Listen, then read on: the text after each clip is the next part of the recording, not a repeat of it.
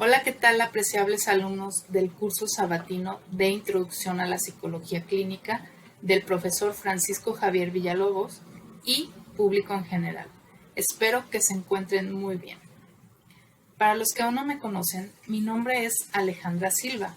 Yo soy psicóloga por parte del ITESO, que es la Universidad Jesuita de Guadalajara, y también tengo una maestría en neurociencias por parte del Instituto de Neurociencias de Guadalajara, el cual está afiliado al CONACYT.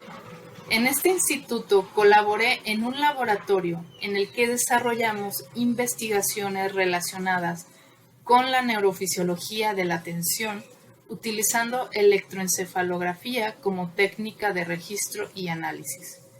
En este laboratorio afiliado al CONACYT desarrollé un proyecto de investigación, el cual tuve la fortuna de presentarlo en el Congreso Anual de la Society for Neuroscience en Chicago. La experiencia trabajando con actividad eléctrica cerebral y las neurociencias me inspiró en aplicar estos conocimientos a la práctica clínica y de ahí me especialicé y certifiqué como terapeuta en neurociencia aplicada en una terapia cerebral llamada neurofeedback. El neurofeedback se basa en entrenar al cerebro para que modifique aquellas frecuencias de actividad eléctrica que le generan síntomas a los pacientes en cuanto a estado de ánimo, como es el caso de la ansiedad-depresión, en cuanto a funcionalidad, que puede ser en su rendimiento, en su capacidad atencional o de aprendizaje, y también funciona con algunos síntomas físicos como la migraña, fatiga crónica o intestinos irritables, e incluso puede mejorar significativamente los trastornos del sueño. A continuación, le presentaré un video sobre algunos aspectos del insomnio, una de las aplicaciones más frecuentes del neurofeedback. El día de hoy, en este video, hablaremos sobre los efectos del insomnio, los patrones de activación eléctrica cerebral que están relacionados con el insomnio y su tratamiento con neurofeedback. Antes de comenzar, es importante mencionar que este material ha sido creado de manera exclusiva para el curso de Introducción a la Psicología Clínica impartido por el profesor Francisco Javier Villalobos. Queda prohibida su reproducción o transmisión de este material por cualquier medio que sea ajeno al curso sin la autorización por escrito de su autora Alejandra Silva. El insomnio lo podemos definir como una condición que se caracteriza por tener una alta dificultad para conciliar el sueño, que puede ir acompañado con problemas para permanecer dormido durante la noche. El insomnio puede ser agudo o puede ser crónico. El insomnio agudo tiende a tener una duración corta, que puede ser solo de una noche o incluso hasta semanas, y se puede presentar ante una situación específica o un acontecimiento que haya sido impactante o estresante para quien lo presenta. Mientras que el insomnio crónico tiene una duración mucho más prolongada que puede durar incluso bastantes años. Las dificultades para dormir y la falta de sueño tienen repercusiones en distintas áreas de nuestra vida.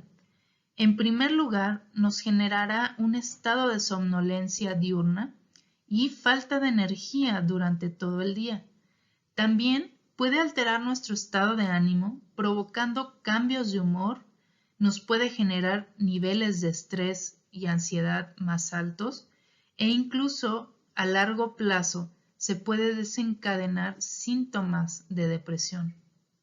La somnolencia y la falta de descanso también afectará nuestro rendimiento laboral o escolar, puede aumentar la probabilidad de tener un accidente fatal y a la larga también afectará nuestra salud, ya que nos puede desencadenar dolores de cabeza, síntomas gastrointestinales, entre otras cosas. Por lo tanto, el no dormir lo necesario afectará de manera importante nuestra calidad de vida, ya que influye sobre nuestra salud, sobre nuestro estado de ánimo y sobre nuestra funcionalidad. Aparte de esto, algunos estudios han encontrado una relación entre la falta de sueño y la tasa de mortalidad. Se ha determinado que el insomnio reduce significativamente la esperanza de vida de una persona. Las causas del insomnio comúnmente se han asociado al estrés o ansiedad, a malos hábitos de sueño o al consumo de sustancias activantes como el azúcar o la cafeína. Sin embargo, existen patrones en la actividad cerebral que influyen significativamente sobre el insomnio crónico. Estos patrones de actividad cerebral se detectan mediante un mapeo de la actividad eléctrica cerebral, lo que nos permite ver qué estado de activación cerebral le influyen a la persona en su capacidad para dormir. Cabe mencionar que estos patrones de actividad que se asocian al insomnio pueden ser modificables mediante una neuroterapia llamada neurofeedback. A continuación veremos los patrones de actividad cerebral asociados al insomnio y su tratamiento con neurofeedback. Los patrones de actividad cerebral se pueden entender como hábitos en los que suele activarse nuestro cerebro y que se asocian a la aparición de síntomas ya sean físicos, del estado de ánimo o de la funcionalidad. Estos hábitos de activación se analizan con el registro electroencefalográfico de las distintas áreas de la corteza cerebral. Tenemos la zona frontal, la zona temporal, la zona parietal y la zona occipital. Las neurociencias han estudiado estos patrones de activación y se han identificado aquellos asociados al insomnio. Uno de los patrones de la actividad eléctrica cerebral asociados al insomnio es el exceso de actividad de frecuencias rápidas en regiones posteriores. Nosotros tenemos diferentes frecuencias en nuestro cerebro. Tenemos frecuencias de ondas lentas, frecuencias de ondas medias y frecuencias de ondas rápidas. Esto se traduce en la velocidad de disparo de nuestras neuronas. Entonces, si vemos aquí, este es un ejemplo de un mapeo de dos personas diferentes que presentan síntomas de insomnio. Si vemos aquí el histograma, aquí tenemos las zonas. Las Fs representan a las zonas frontales, las T a la zona temporal, la C a la zona central, las P a la zona parietal y O a la zona occipital.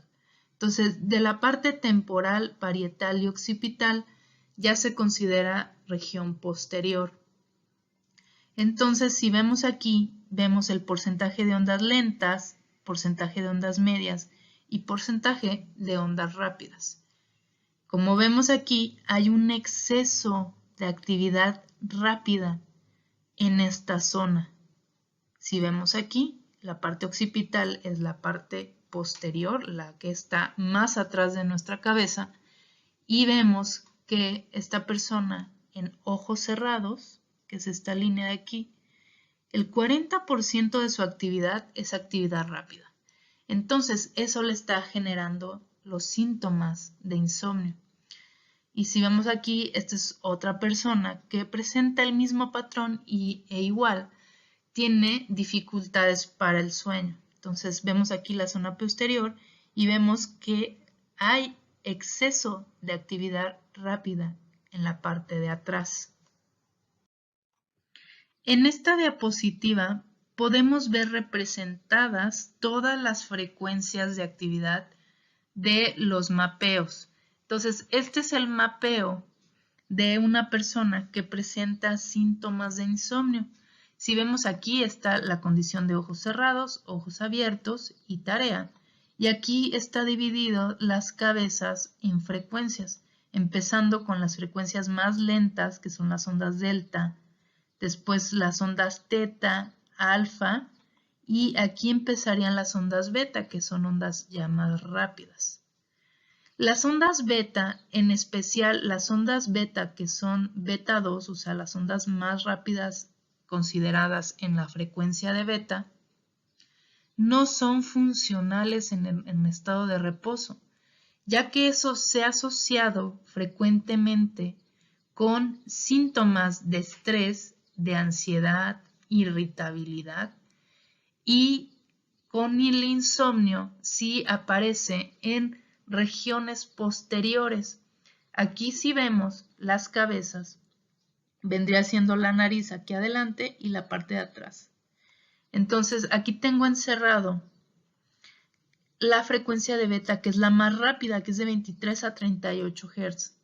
Entonces, si vemos cómo está representada la actividad, vemos que los colores entre más cálidos se vuelvan, quiere decir que hay un mayor porcentaje de esa frecuencia en esa zona. Entonces, si vemos aquí las cabezas, donde predomina la actividad beta 2 es en la parte posterior de la cabeza. Si vemos aquí es donde está en verde, incluso en ojos cerrados está muy presente. Ojos abiertos aumenta esa proporción y predominando siempre en la parte de atrás de la cabeza. Entonces, eso podría estar generándole a la persona una dificultad para conciliar el sueño o para mantener el sueño. Otro patrón de actividad asociado al insomnio se llama cuadrante derecho posterior caliente. Si nosotros dividimos nuestra cabeza en 4, el cuadrante que es el derecho de atrás debe de ser el que tenga menos actividad rápida en comparación de los otros cuadrantes. Entonces aquí tenemos el ejemplo de una cabeza. Esto vendría siendo la nariz, esta es la parte de atrás. Y si dividimos la cabeza en 4, esta parte de acá atrás debe de ser la que tenga menos actividad rápida. Pero cuando sucede que es esta zona donde hay más actividad de frecuencia rápida, eso se relaciona con altos niveles de ansiedad y también con insomnio terminal, o sea, despertarse después de un periodo de tiempo y no poderlo conciliar de nuevo. Entonces, por ejemplo, aquí tenemos el histograma de un mapeo que tiene el cuadrante derecho posterior caliente. Entonces, aquí tenemos las zonas frontales, temporales centrales, parietales y occipitales. Y si, por ejemplo, comparamos el O2, que vendría siendo este, contra este cuadrante que debe de ser el más rápido, el izquierdo frontal, si comparamos la actividad de O2 con F7 o F3, vemos que en O2 hay un 40% de actividad rápida en ojos cerrados y un 47% de actividad rápida en ojos abiertos. Y si vemos la de F7 y F3, vemos que el porcentaje de actividad rápida, aunque sí está alta aún en estas zonas, sigue predominando en el cuadrante derecho posterior. Entonces aquí en F7 tenemos 36, 35 en F3 y en ojos abiertos 37 y 39, que es menor que, por ejemplo, en O2. Otro patrón que se asocia al insomnio se relaciona con la actividad alfa. Las frecuencias de alfa tienen un rango entre 8 y 12 Hz, que es una frecuencia considerada como media. La actividad alfa es muy importante en nuestro cerebro, ya que es consistente con nuestra capacidad de descanso y de reposo. La actividad alfa es un marcador de nuestro estado de alerta. Cuando aparece con mayor potencia, indica que nuestro estado de alerta está bajando. Entonces, el pico de esta frecuencia debe de estar en 10 Hz en adultos.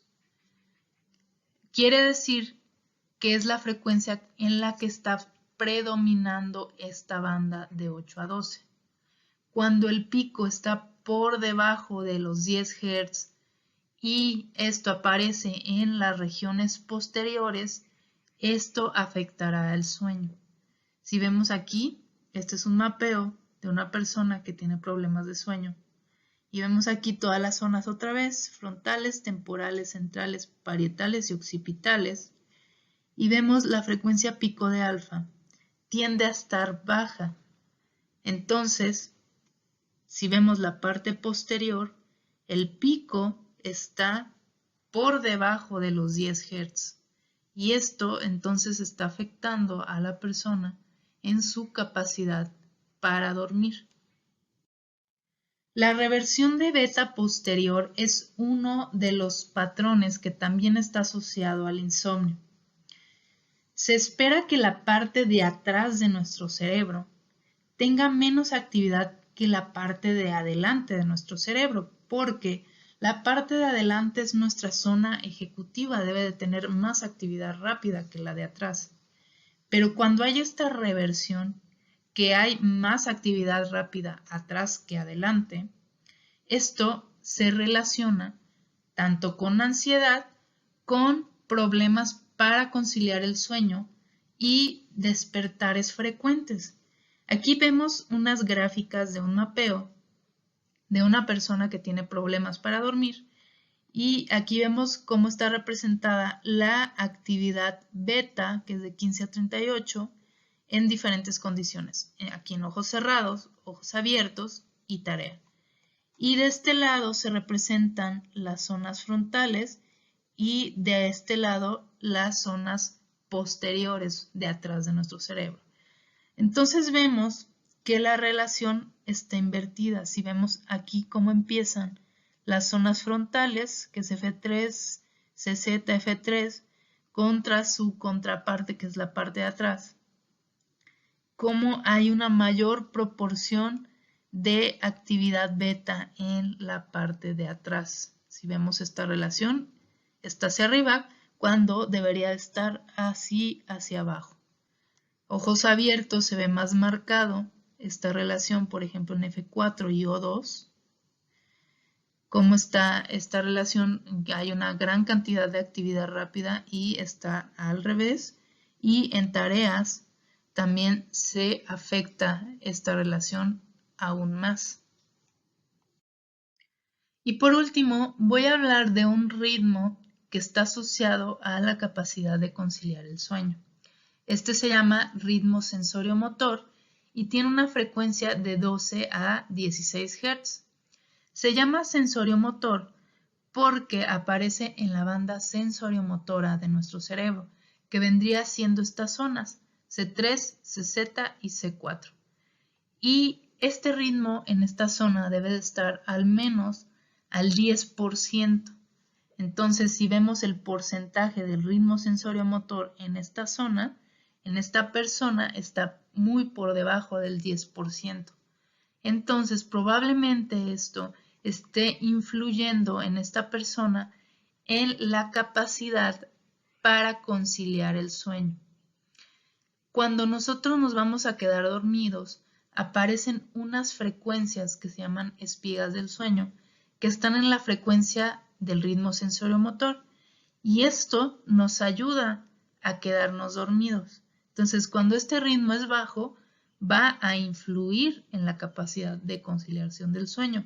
Y no solo eso, también puede generar sueño inquieto, como puede ser el síndrome de piernas inquietas o incluso bruxismo.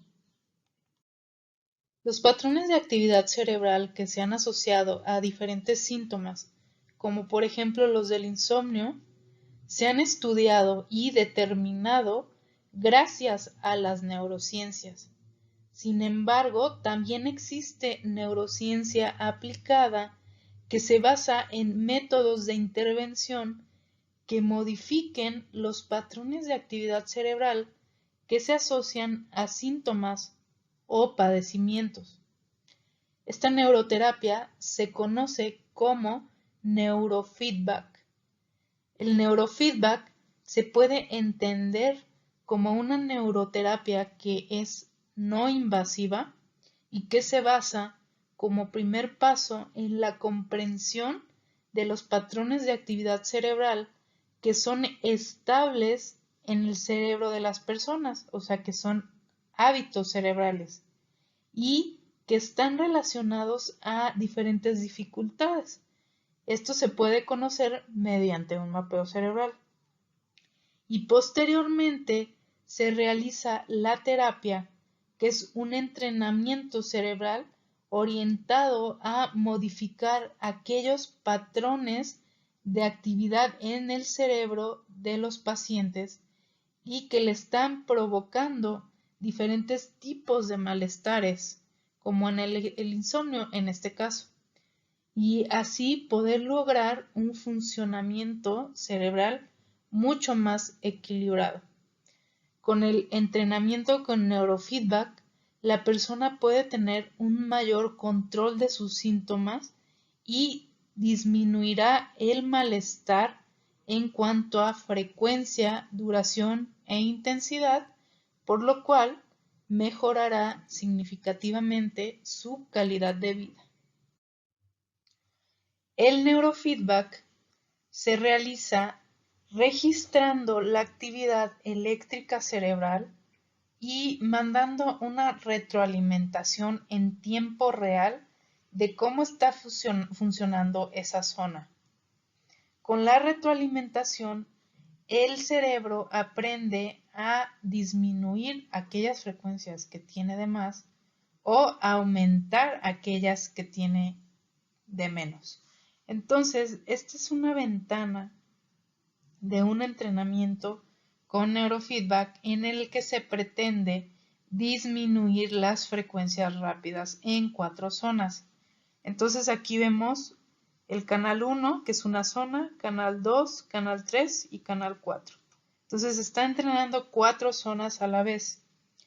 La persona está viendo una pantalla y está recibiendo estímulos en tiempo real de cómo su cerebro está trabajando, y eso le permite al cerebro verse a sí mismo en esos estímulos y modificar esas frecuencias. Entonces, por ejemplo, en este entrenamiento, lo que se selecciona para esta persona fue bajar la actividad de 19 a 38 en estas zonas. Entonces, si vemos aquí se vendría siendo la gráfica de las frecuencias rápidas, que son de 19 a 38, y podemos ver cómo las frecuencias poco a poco durante los minutos del entrenamiento comienzan a bajar la amplitud en estas frecuencias rápidas. O sea, empiezan a bajar esas frecuencias. Esto, con el paso de las sesiones, genera un aprendizaje en el cerebro de las personas, y es así como las personas empiezan a experimentar una disminución de diferentes síntomas que se asocian. Por ejemplo, en este caso, disminuir la actividad rápida en estas zonas estaba orientado a bajar ansiedad, y esta persona poco a poco ha experimentado con el paso de las sesiones a una mejoría en su ansiedad y en su capacidad de sueño también. Este es un ejemplo de una gráfica de una paciente antes y después del entrenamiento con neurofeedback. Entonces, aquí vemos representados varios síntomas. Tenemos síntomas de sueño y síntomas de ansiedad y depresión fuertes. Entonces, antes del entrenamiento está representado con las barras azules. Entre más grande la barra, quiere decir que hay más problema y más cantidad de ese síntoma. Y las barras rojas es después del entrenamiento. Entonces podemos ver que las barras rojas, después de terminar su entrenamiento con neurofeedback, han disminuido considerablemente en la intensidad de diferentes síntomas, por ejemplo, en la ansiedad, depresión, estrés y también en su calidad de sueño. Y bueno, hasta aquí concluye el video de los patrones electroencefalográficos asociados al insomnio y su tratamiento con neurofeedback. Quisiera finalizar agradeciendo al profesor Francisco Javier Villalobos por brindar un espacio en el que cada semana se comparten temas distintos relacionados a la psicología y a las neurociencias. Muchas gracias por su atención.